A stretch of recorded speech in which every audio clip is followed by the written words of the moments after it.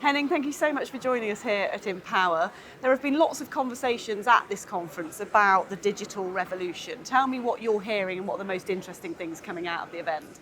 Yeah, I mean, so I'm going to answer that on two fronts. First of all, I think revolution is the right word.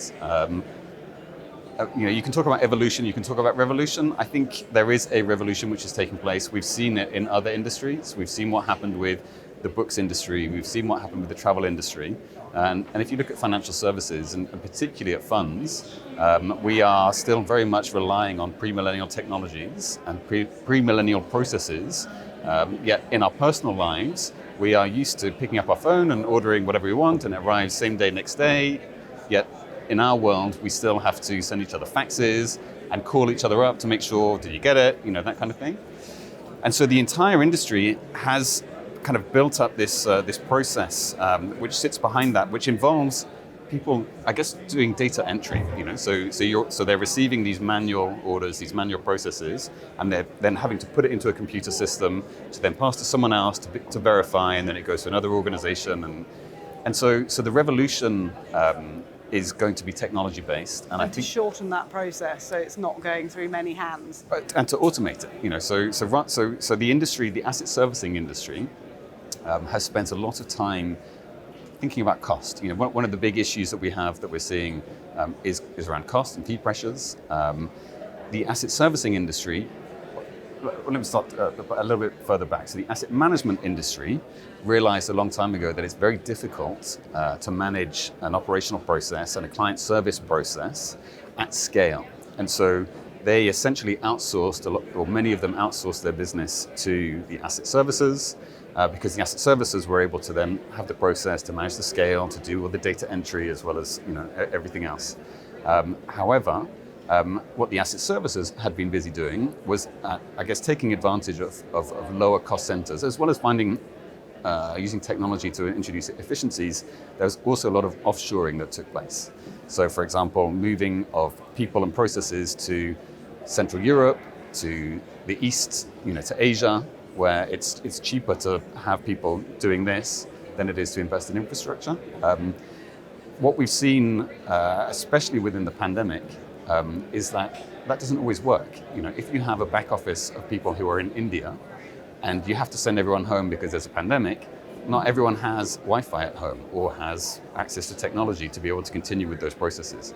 So that's one, that's been... So the pandemic has exposed problems with this digitization in certain ways? Absolutely it has. I mean, it's been a catalyst, I think, for change. It's been that spotlight for people to realize that there is a problem. I think the other issue is that I guess the process that had been followed had been to put people into lower cost centers and that kind of thing to cope with costs. However, to some extent, that's also just moving costs from the left pocket to the right pocket, because as those economies grow and become richer, then you'll still have the same individuals. They're going to cost more. So you're not actually dealing with the problem. So the revolution element of things. I mean, I sometimes think about or talk about the Industrial Revolution, when machinery was introduced into the manufacturing process, and there were a lot of people who were quite unhappy with what happened because they lost their jobs. Because all of a sudden the machines were doing what it took 10 people to do. But I think we could all agree that the quality of life that we now have post-industrial revolution versus pre-industrial revolution is significantly better, but there is a transition period. And so I think that within our industry, as technology comes in and as organizations realize that there is a better way, you can automate. Don't move the cost from the left pocket to the right pocket. Don't expose yourself to future black swan events. Automate. So you touched on it there, but what is it you'd like to see asset managers putting front of mind now and doing? Who's doing it well, and who should they look at? I kind of talk about this, what I see as a battlefront, if you like, as how do we remain relevant as an industry as this change is happening? If we consider how Amazon transformed, our retail shopping experience, I suspect that things like that will happen to our industry as well. And I think that what we as an industry need to do more of is to focus on our client, and even better to focus on our client's client and the investor, because I think as part of the industry, we've all been so wrapped up into what we perceive to be our core value, and some organizations haven't necessarily always put, the end investor front of mind. And so I think that as we go through this journey, it's those organizations that are able to adopt technology fastest, that are able to reskill or refocus their staff to allow them to cope with this change and to allow them to be interested and curious and to fail fast, as the big tech firms will talk about.